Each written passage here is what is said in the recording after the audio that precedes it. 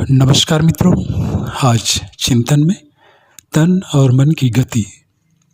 शरीर को निरंतर चलाने के लिए मन का ठहराव जरूरी है। शरीर कभी नहीं ठहरता, यह सोते जागते और आराम की अवस्था में भी गतिशील रहता है। अतः ठहराव शरीर का नहीं, मन का होता है। जब मन तेज या गलत दिशा में भागता है तब ठहराव की जरूरत होती है।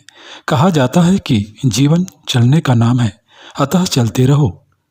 निरंतर आगे बढ़ना ही जीवन है, रुकना मृत्यु। लेकिन निरंतर चलते रहने के लिए रुकना भी अनिवार्य है। कहा गया है कि रुकना मृत्यु है, तथा बाद में कहा गया है कि आगे बढ़ने के लिए रुकना जरूरी है। थोड़ा विरोधाभास दिखलाई पड़ता है, पर है नहीं। चलना वस्तुतः दो प्रकार का होता है, एक शरीर का चलना और दूसरा मन का। मन शरीर को चलाता है, उसे नियंत्रण करता है। आध्यात्मिक दृष्टि से उसकी गति को नियंत्रण करना भी अनिवार्य है। चलना ठीक है तो रुकना पुनर्जन्म। चलना जीवन है तो रुकना पुनर्जन्म। जब मन रुक जाता है तो वह पुनर्निर्माण में सहायक होता है तथा उपयोगी सृजन का कारण बनता है। भौतिक शरीर अथवा स्थूल शरीर को निरंतर चलाने के लिए सूक्ष्म शरीर अर्थात मन का ठहराव जरूरी है। भौतिक शरीर कभी नहीं ठहरता, सोते जागते अथवा आराम की अवस्था में भी गतिशील रहता है। अतः ठहराव शरीर का नहीं, मन का होता है।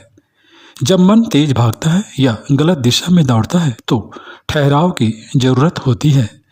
नकारात्मक मन शरीर की गति को बाधित करता है और उसे अनेक रोगों से भर देता है, तो वहीं सकारात्मक मन शरीर का पोषण करता है, वह उसकी रोगों से रक्षा कर आरोग्य प्रदान करता है। सकारात्मक मन को नहीं बल्कि नकारात्मक मन को ठहराना है। कीचड़ युक्त पानी जब स्थिर हो जाता है तो उसमें घुली मिट्टी नीचे बैठ जाती है और स्वच्छ पानी ऊपर तैरने लगता है। मन को रोकने पर भी यही होता है।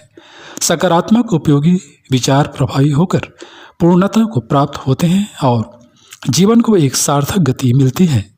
कार्य करता है हमारा शरीर, लेकिन उसे चलाता है हमारा मस्तिष्क, और मस्तिष्क को चलाने वाला है मन।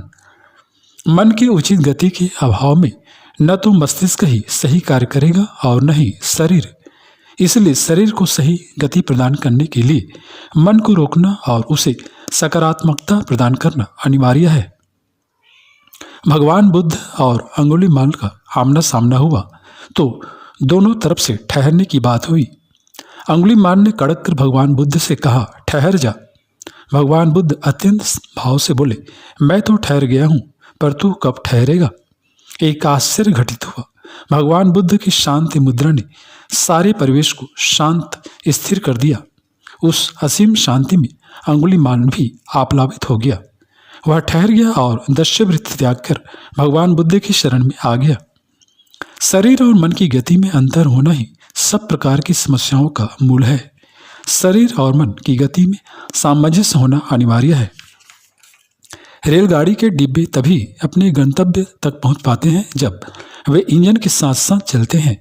इंजन और डिब्बों की गति समान होना तथा उनमें एक लय होना जरूरी है। इसी प्रकार शरीर और मन में भी संतुलन और लयात्मकता होना अनिवार्य है।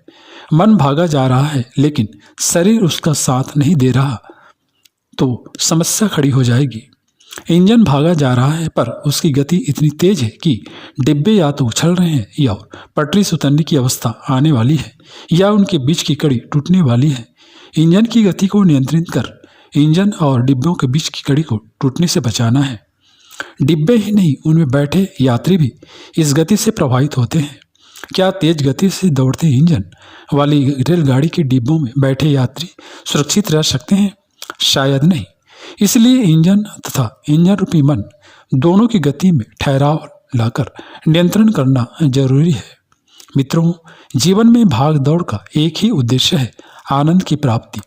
लेकिन जितना हम भाग दौड़ करते हैं, आनंद से दूर होते चले जाते हैं।